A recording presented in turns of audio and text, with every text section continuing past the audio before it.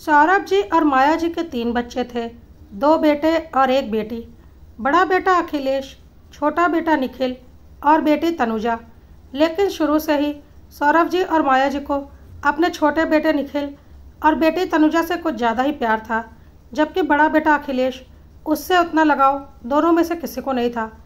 पिता सौरभ जी को तो अपने बेटे अखिलेश से थोड़ा बहुत लगाव भी था, परंतु माँ माया जी को कभी भी अखिलेश से कुछ खास लगाव नहीं था। और यह बात निखिल और तनुजा भी अच्छे से देखते और समझते थे, इसलिए वह लोग भी इसका फ़ायदा उठाते रहते थे और माँ को पूरी तरह से अपने वश में रखा हुआ था। और समय समय पर माँ पिता को और भी ज़्यादा अखिलेश के लिए भड़काते रहते थे। अखिलेश इन सब बातों पर ज़्यादा ध्यान नहीं देता था, जबकि इन सारी बातों पर सारे नाते रिश्तेदार और पड़ोसी भी गौर करते थे, पर किसी को कुछ भी समझ में नहीं आता था कि आखिर माया जी और सौरभ जी ऐसा क्यों करते हैं। खास करके माया जी। सब कुछ सामान्य ही तो है, एक छोटा सुखी परिवार जिसमें माता पिता और उनके 3 बच्चे हैं, फिर भी एक बच्चे के साथ ऐसी नाइंसाफ़ी क्यों हो रही थी, जबकि ऐसा होने की कोई खास वजह नहीं थी। यहाँ तक कि अखिलेश की दादी, जो कि अखिलेश के चाचा के घर रहती थी, चाचा, बुआ, नाना नानी, मौसी, सभी का ध्यान इस पर कभी न कभी ज़रूर गया था कि माया जी को अखिलेश से कुछ खास लगाव नहीं है। और सब हैरान भी होते थे कि एक माँ अपने ही बेटे के साथ ऐसा कैसे कर सकती है और बाकी के दोनों बच्चों के लिए अपनी जान छिड़कती है। लेकिन अगर कभी भी किसी ने इस विषय में कोई खास सवाल पूछा तो माया जी लड़ने मरने पर उतारू हो जाती थी और कभी स्वीकार नहीं करती थी कि वह ऐसा कुछ करती हैं, और उनके ऊपर इल्ज़ाम लगाने वाले को ही वह 4 बातें सुना देती थी। माया जी से लड़ने की शक्ति किसी में भी नहीं थी, इसलिए सब चुप रहते थे। अखिलेश खुद इन सब पचड़ों से दूर रहता था। अब सब बड़े हो चुके थे, बेटी तनुजा की शादी भी हो चुकी थी।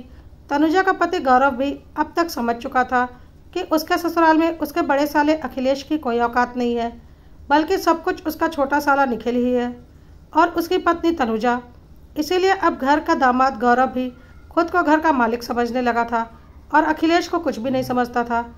अब जब बेटी की शादी हो चुकी थी तो बेटों के शादी की बारी आई, और क्योंकि अखिलेश बड़ा था तो जाहिर सी बात है पहले अखिलेश की शादी होती और फिर अखिलेश की शादी कर दी गई। अखिलेश की बीवी साक्षी को घर में आते ही समझ में आ गया था कि इस घर में कुछ ना कुछ गड़बड़ तो है, और सासू माँ माया जी और ससुर सौरभ जी दोनों के लिए सब कुछ उनका छोटा बेटा निखिल और बेटी तनुजा और दामाद गौरव ही हैं। अखिलेश की ओर कभी किसी का ध्यान नहीं जाता।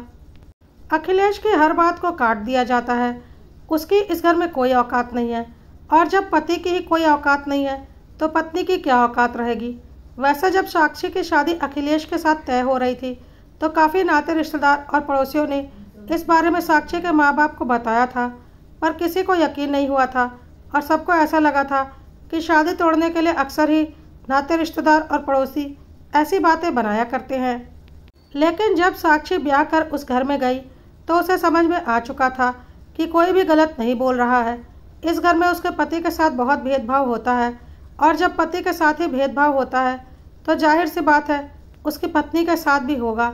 साक्षी ने इस बारे में कई बार अपनी दादी सास, चाचा ससुर, चाची सास, बुआ सास वगैरह से बात करने की कोशिश की कि कहीं ऐसा तो नहीं कि माया जी अखिलेश की सौतेली माँ है, लेकिन सब ने इस बात का विरोध किया और बोला ऐसा कुछ भी नहीं है, हम तो अखिलेश को पैदा होने के वक्त से जानते हैं, माया जी ही अखिलेश की माँ है।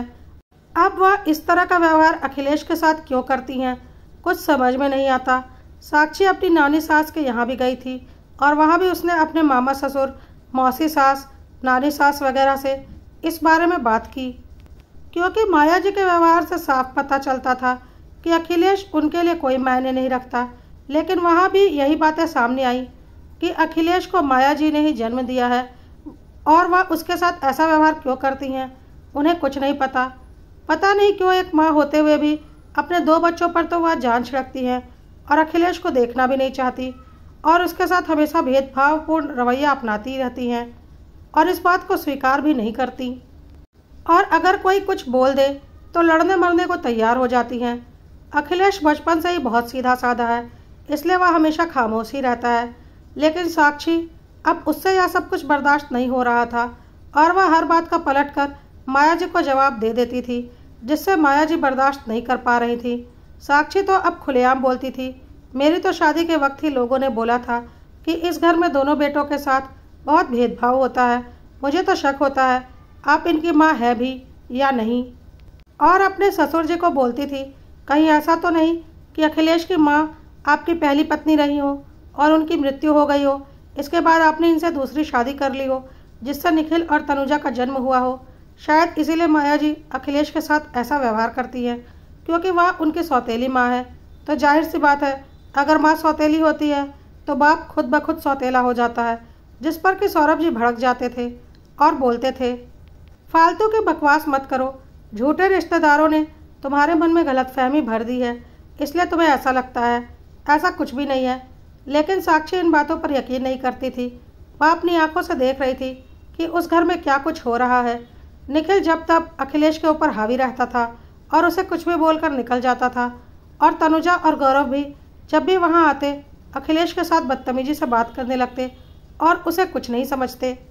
अखिलेश कुछ ज़्यादा ही सीधा साधा था, इसलिए वह रिएक्ट नहीं करता था और अपने काम से काम रखता था। लेकिन साक्षी वह इतनी सीधी साधी नहीं थी और उसे बिल्कुल बर्दाश्त नहीं होता था कि उसके पति का कोई भी अपमान करे, जबकि उसका पति उस घर का बड़ा बेटा है। वह अखिलेश को बहुत बार समझाती भी थी कि अपने हक के लिए बोलना सीखो, वरना यह लोग तुम्हें सीधा साधा समझकर दूध से मक्खी की तरह निकाल कर फेंक देंगे। लेकिन अखिलेश को कोई फर्क नहीं पड़ता था और वह बोलता था, छोड़ दो, फालतू का लड़ाई झगड़ा करने से क्या फ़ायदा। मैं अपना काम कर रहा हूँ, अपना परिवार चला रहा हूँ, तुम्हें किसी बात की कोई तकलीफ़ नहीं है, बस आराम से रहो।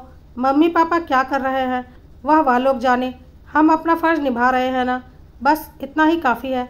लेकिन साक्षी दिन भर घर में रहती और वह अपनी सास की हरकतें देखती और उसके तन बदन में आग लग जाती थी। जो बेटा पूरा घर संभाल कर चल रहा है, उस बेटों की लाख बुराइयां दिन भर सास करती रहती थी, पड़ोसी और रिश्तेदार सब में।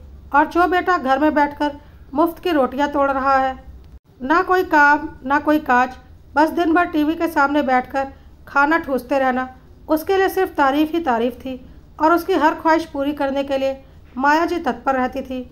लेकिन अब माया जी को समझ में आ चुका था कि साक्षी अखिलेश की जैसी नहीं है, और अगर वह एक बात बोलती थी तो साक्षी उसका 10 जवाब देती थी, जिसकी वजह से माया जी को साक्षी बिल्कुल भी बर्दाश्त नहीं हो रही थी। लेकिन साक्षी को इससे कोई फर्क नहीं पड़ता था और उसने अखिलेश से भी बोल दिया था, तुम्हें महान बनना है तो बनो, मुझे महान बनने का कोई शौक़ नहीं। जो मेरे या मेरे पति के बारे में बकवास करेगा उसे मैं जवाब ज़रूर दूंगी। अखिलेश चुप ही रहता था। उसे पता था उसकी माँ का व्यवहार कैसा है, तो वह साक्षी को कैसे रोक सकता था। समय के साथ साक्षी अब एक बच्चे की माँ भी बन चुकी थी, लेकिन उसके बच्चे की भी घर में कोई कद्र नहीं थी। अगर कभी कभी गलती से सौरभ जी उसके बच्चे को खिलाने लगते थे तो माया जी आंखें तरेने लगती थी, जैसे किसी पड़ोसी का बच्चा उठा लिया हो, और सौरभ जी घर में कलह के डर से बच्चे को रख देते थे। वहीं अगर तनुजा अपने बच्चों के साथ आ जाती थी तो माया जी और सौरभ जी उसके बच्चों के लिए जान देने को तैयार रहते थे। आज तक साक्षी के बच्चे को एक खिलौना तक नहीं दिया था उसके दादा दादी ने, लेकिन नाती नतनी के आने पर खिलौनों की बाढ़ आ जाती थी। घर में यह सब कुछ साक्षी देखती थी। कोई अपनी सगी औलाद के साथ ऐसा कैसे कर सकता है। पर हर तरफ से तो उसने पता करके देख लिया था। अखिलेश माया जी और सौरभ जी का अपना बेटा था, लेकिन उसके साथ इस व्यवहार की वजह वह आज तक नहीं समझ पाई। वह क्या, शायद कोई भी नहीं समझ पा रहा था। इधर छोटा बेटा निखिल, उसे कुछ करना धरना तो था नहीं, बैठे बैठे खाने की आदत पड़ गई थी। उसकी नौकरी का जुगाड़ लगाने के लिए माया जी और सौरभ जी दिन रात एक कर रहे थे और कहीं पर एक बहुत मोटी रकम देकर उसके लिए एक सरकारी नौकरी का इंतज़ाम किया गया था। और एक बहुत मोटी रकम देने के लिए माया जी ने अपनी एक बहुत बड़ी ज़मीन बेच दी थी। साक्षी ने इस बात का विरोध भी किया था कि उस ज़मीन पर दोनों भाइयों का बराबर का हक है, लेकिन माया जी कहाँ मानने वाली थी और उन्होंने बोल दिया था, वह ज़मीन मेरे पति ने खरीदी है, कोई पुश्तैनी ज़मीन नहीं है कि दोनों बेटों का बराबर का हक है। हमें जिसको मर्जी होगी उसको वह ज़मीन देंगे और हमारा जैसा मन करेगा उसे इस्तेमाल करेंगे। और उस ज़मीन को बेचकर माया जी ने सारे पैसे देकर अपने नक्कारे बेटे की एक अच्छी नौकरी लगवा ली थी और हर जगह हल्ला कर दिया था कि देखो हमारा छोटा बेटा कितना काबिल निकला, बड़ा बेटा तो जैसे तैसे करके एक नौकरी कर रहा है, लेकिन हमारे छोटे बेटे को देखो, कितना मेहनती निकला, कितनी बड़ी नौकरी पाई है उसने।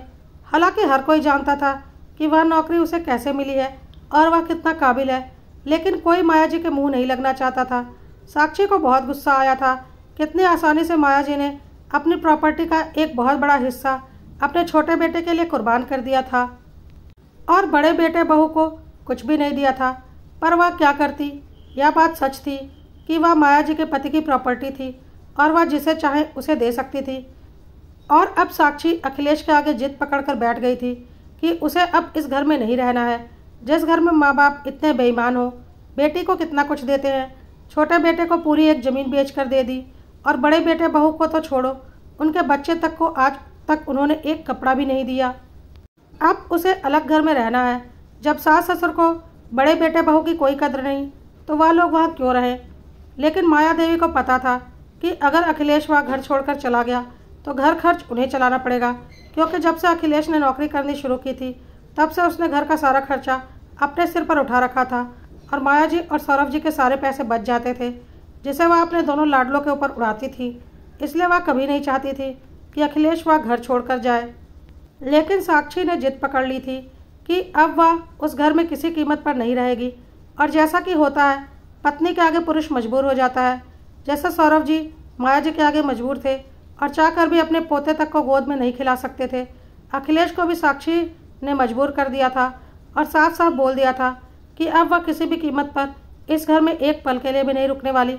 अखिलेश अपने लिए किराए का घर देख रहा था। माया जी को बहुत गुस्सा आ रहा था। उनके हिसाब से अखिलेश तो कोलू का बैल था, जिसे जिम्मेदारियां तो सारी निभानी थी पर हक कोई भी नहीं मांगने थे, और ऐसे कोलू के बैल को वह जाने नहीं देना चाहती थी। और साक्षी वह तो आज तक समझ भी नहीं पाई थी कि माया जी के इस व्यवहार की वजह क्या है। लेकिन माया जी अब कुछ बहुत खतरनाक करने वाली थी। कोई सपने में भी नहीं सोच सकता था कि माया जी इतनी नीच और घटिया औरत हो सकती हैं। साक्षी अखिलेश को लेकर उनसे अलग ना हो पाए, इसलिए एक दिन माया जी ने साक्षी के दूध में एक जहरीला पदार्थ मिला दिया जिससे कि साक्षी मर जाए। इतनी खतरनाक साजिश रच डाली थी माया जी ने, और वह इंतज़ार कर रही थी कि बस साक्षी उस दूध को पिए और उसकी कहानी खत्म हो जाए। साक्षी उस दूध को पीने ही जा रही थी और माया जी बिल्कुल व्याकुलता से उसकी ओर देख रही थी कि पता नहीं एकाएक कैसे ऊपर छत से एक छिपकली सीधे उस दूध के गिलास में गिर गई, जिसे देखकर साक्षी की चीख निकल गई और अखिलेश ने जल्दी से दूध का गिलास लेकर उसे नाली में बहा दिया। यह सब कुछ देखकर माया जी खुद पर काबू नहीं रख पाई और गुस्से में बोलने लगी, एक तो यह डायन अखिलेश को लेकर अलग होने जा रही है और इस डायन को रोकने के लिए मैंने इसके दूध में जहर मिलाया ताकि इसका खत्म हो जाए और अखिलेश यहाँ पर रुक जाए। लेकिन इस डायन को मारना भी इतना आसान थोड़ी ना है। देखो, उसने दूध भी नहीं पिया। सब कुछ अखिलेश ने आज अपने कानों से सुन लिया था और आज उसने बोल ही दिया, मम्मी मुझे तो सब कुछ बहुत अच्छे से पता है कि तुम मुझे पसंद नहीं करती। क्यों नहीं करती या तो मुझे नहीं पता, लेकिन मुझसे नफरत करते करते मेरे बीवी बच्चों से तुम इतना नफरत करने लगी कि उसकी जान तक लेने की कोशिश कर ली। एक बार भी नहीं सोचा कि साक्षी तुम्हारी बड़ी बहू है, मेरी पत्नी है, एक छोटे से बच्चे की माँ है। अगर उसे कुछ हो जाएगा तो मेरा परिवार बिखर जाएगा, मेरे बच्चे के सिर से माँ का साया उठ जाएगा। इतना नीच और घटिया काम करने की तुमने सोची भी कैसे? मम्मी, मैंने आज तक तुम्हें कुछ नहीं बोला, लेकिन आज मैं तुमसे पूछता हूँ, मैंने ऐसा क्या कर दिया है कि तुम मेरे साथ ऐसा व्यवहार करती हो जैसे कि मैं तुम्हारी सौतेली औलाद हूँ? मुझे बहुत अच्छे से पता है मैं तुम्हारी सौतेली औलाद नहीं हूँ, क्योंकि मुझे नाना नानी, मामा मामी, मौसी मौसा सब बहुत प्यार करते हैं। और अगर मैं तुम्हारी सौतेली औलाद होता ना तो मुझे तुम्हारे मायके के लोग इतना प्यार नहीं करते जितना कि तनुजा और निखिल को करते हैं। लेकिन वहाँ पर तीनों बच्चों को बराबर प्यार मिलता है। यहाँ भी बुआ, चाचा, दादी वगैरह भी हम तीनों को बराबर प्यार करते हैं। बस फ़र्क है तो तुम्हारे प्यार में, और शायद तुम्हारी वजह से और तुम्हारे लड़ाई झगड़े के डर की वजह से पापा के प्यार में। पर ऐसा क्यों है माँ, मुझे आज तक समझ में नहीं आया। लेकिन आज तुमने बहुत गलत कर दिया। मेरी पत्नी को मारने की कोशिश की सिर्फ इसलिए कि मैं यह घर छोड़कर ना जाऊं। अब तो मैं हर हाल में यह घर छोड़कर जाऊंगा, क्योंकि मुझे पता है सच तो तुमने ना कभी बताया था ना तुम कभी बताओगी। लेकिन हाँ, जैसे तुम्हें मुझसे कोई मतलब नहीं, आज से मुझे भी तुमसे कोई मतलब नहीं। अखिलेश तो अभी भी शांत ढंग से अपनी बातें बोल रहा था, लेकिन साक्षी बहुत हाइपर हो चुकी थी यह सब कुछ सुनकर और देखकर, और वह अपना आपा खो बैठी थी। वह ज़ोर ज़ोर से चिल्लाने लगी, बुढ़िया, तेरी हिम्मत कैसे हुई मुझे मारने की साजिश करने की, मेरे दूध में जहर मिलाने की? तुझे क्या लगता है मैं तुझे इतनी आसानी से छोड़ दूंगी? जब से इस घर में आई हूँ तेरी नौटंकी देख रही हूँ, और अब तेरी नौटंकी इतनी बढ़ गई कि तूने मेरी जान लेने की कोशिश की। मैं अखिलेश नहीं हूँ, समझी? मैं साक्षी हूँ, साक्षी। और आज मैं तुझे तेरी औकात दिखाकर रहूँगी। मैं अभी पुलिस को बुलाती हूँ। तुझे अंदर ना करवाया ना तो मेरा नाम बदल देना। मुझे मारने से पहले एक बार भी मेरे बच्चे के बारे में नहीं सोचा। कितनी नीच और घटिया औरत है तू। अपने सगे बेटे के परिवार को बर्बाद करने से पहले एक बार भी नहीं सोचा। आज मैं तुझे तेरी औकात दिखाकर रहूँगी। लेकिन अखिलेश ने साक्षी को रोक लिया और बोला, जाने दो साक्षी, जब आज तक इनकी सारी गलतियाँ माफ़ की हैं तो एक आखिरी गलती भी माफ़ कर देते हैं। हम तो वैसे भी यह घर छोड़कर जा रहे हैं और अब इनसे हमें कोई लेना देना नहीं है। जो करना है करती रहें, हमें उनसे कोई मतलब नहीं है। और रही बात पापा की, तो जब मम्मी के डर से पापा ने भी हमसे सारे रिश्ते नाते तोड़ रखे हैं तो हमें उनसे भी कोई मतलब नहीं। हम अपने परिवार में खुश रहेंगे और यहाँ से सारे नाते रिश्ते तोड़ लेंगे। साक्षी पुलिस में जाना चाहती थी, लेकिन अखिलेश ने बोला, कोई फ़ायदा नहीं होगा। तुम्हें पता नहीं मेरी मम्मी कितनी पहुँची हुई औरत है, और वह पुलिस वालों के सामने तरह तरह के ड्रामे करने लगेंगी। तुम साबित कैसे करोगी कि उसने तुम्हें मारने की कोशिश की है? कोई फ़ायदा नहीं होगा। चुपचाप यहाँ से निकलो और अपनी ज़िंदगी में खुश रहो। और अखिलेश साक्षी और अपने बच्चे को लेकर वहाँ से हमेशा के लिए चला गया। लेकिन साक्षी के मन में यह दर्द रह गया कि आखिर एक सगी माँ अपने 2 बच्चों से इतना प्यार करती है और अपने बड़े बेटे से उसे कोई लगाव नहीं। उससे सिर्फ मतलब साधना जानती है, और अगर उसके मतलब के बीच में बड़े बेटे की पत्नी आती है तो उसे जान से मारने की कोशिश भी कर सकती है। आखिर एक औरत इतनी घटिया साजिश कैसे कर सकती है और क्यों कर सकती है, वह भी अपने सगे बेटे और उसके परिवार के साथ। साक्षी उस घर से चली तो गई, पर यह बातें उसके दिमाग में हर वक्त थी, और उसने सोच लिया था कि सच्चाई तो वह हर हाल में पता करके रहेगी कि एक सगी माँ अपने बेटे के साथ इतनी ज़्यादा नाइंसाफ़ी कैसे कर सकती है। अखिलेश माया जी का ही बेटा है, इस बात का तो उसे कोई संशय था ही नहीं। इस बात का सबसे जीता जागता उदाहरण यह था कि अखिलेश हूबहू अपनी माँ के जैसा दिखता था। तो आखिर बात क्या थी? क्यों माया जी अखिलेश के साथ ऐसा सौतेला व्यवहार करती थी? क्यों उनके लिए निखिल और तनुजा उनकी अपनी औलाद थे और अखिलेश उनके लिए सौतेला था? दोस्तों, इन सारे सवालों का जवाब हम जल्दी ही इस कहानी के दूसरे भाग में लेकर आएंगे। अगर कहानी पसंद आ रही हो तो कड़वा सत्य को लाइक, फॉलो और सब्सक्राइब करना मत भूलिएगा।